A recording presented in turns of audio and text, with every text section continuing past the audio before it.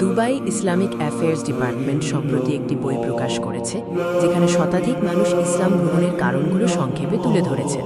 সংযুক্ত আরব আমিরাতের সাংস্কৃতিক বৈচিত্র্যের কারণে এই অভিজ্ঞতাগুলো খুবই আকর্ষণীয়। মিমে শিমন মুস্তাফা উগান্ডা থেকে জানান, একজন মিশরীয় আরটিএ বাস চালকের মাধ্যমে তিনি ইসলামকে বুঝতে শুরু করেন। ইসলামে পরিচ্ছন্নতার গুরুত্ব সবচেয়ে বেশি, যা ঈমানের অংশ।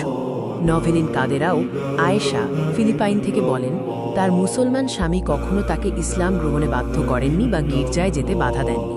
তার স্বামীর উত্তম চরিত্র এবং আল্লাহর প্রতি তার আচরণই তাকে ইসলাম গ্রহণে প্রভাবিত করেছে। ডারিয়াস মানানো জামিল ফিলিপাইন থেকে জানান, আরবরা পরিষ্কার সাদা পোশাক পরেন, যা মানবতা, ভ্রাতৃত্ব ও সমতার প্রতীক। ইসলাম গ্রহণের পর তিনি কেবল সাদা পোশাক পরতে শুরু করেন। শ্রীনু বানত আফতাব ভারত থেকে বলেন, তার পাকিস্তানি মুসলিম ভাইয়েরা একসঙ্গে এক বড় থালায় খেতেন। শুরুতে অস্বাস্থ্যকর মনে হলেও পরে তিনি বুঝতে পারেন যে একসঙ্গে খাওয়া ভ্রাতৃত্ব ও সহমর্মিতা বাড়ায়।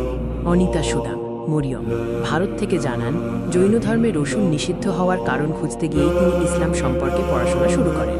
মুসলিম বন্ধুদের কাছ থেকে হালাল হারামের ব্যাখ্যা পেয়ে তিনি ইসলাম গ্রহণ করেন।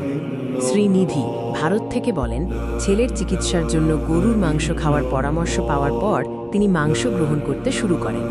এক মুসলিম বন্ধু তাকে খাবার সরবরাহ করেন এবং ইসলাম বুঝতেও সাহায্য করেন, ফলে তিনি ইসলাম গ্রহণ করেন।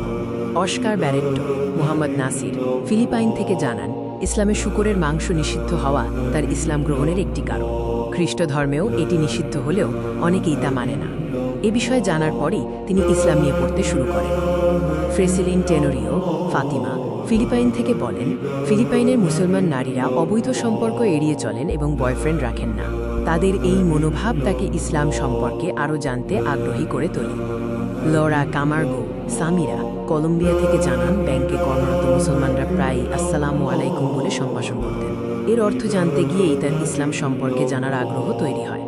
আকাঞ্জ সেলেস্টিন ইসহাক ক্যামেরুন থেকে বলেন, এক মুসলমানের কাছ থেকে সালাম পাওয়ার পর যখন তিনি উত্তর দিতে পারেননি কেন তিনি মুসলমান নন, তখন সেই ব্যক্তি তাকে আসসালামু আলাইকুমের অর্থ এবং ইসলাম ব্যাখ্যা করেন।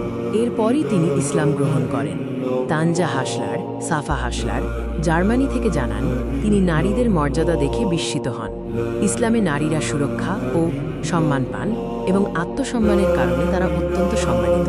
স্তোয়াঙ্কা কাটসারস্কা রুকাইয়া বেলজিয়াম থেকে বলেন, মুসলিম সমাজে নারীরা অত্যন্ত সম্মানিত। উপার্জনের দায়িত্ব পুরুষদের, নারীদের উপর তা চাপানো হয় না। ক্রিস্টিনা পোপেস্কু হাজরা রোমানিয়া থেকে জানান, 2002 সালের দুবাই শপিং ফেস্টিভ্যালে মুসলিম নারীদের সঙ্গে কথা বলার সময় তিনি হিজাবের কারণ জানতে চান। যুক্তিসঙ্গত ব্যাখ্যা ও কিছু বই পড়ার পর তিনি ইসলাম গ্রহণ করেন। লেভি গুয়ানজন আয়েশা ফিলিপাইন থেকে বলেন, ইসলামিক অ্যাফেয়ার্স ডিপার্টমেন্টে এক দায়ী নারীদের সাথে করমর্দন করতে অস্বীকার করায় তিনি বিরক্ত হন। পরে সেই দায়ী ইসলামের সব দিক ব্যাখ্যা করলে তিনি ইসলাম গ্রহণ করেন।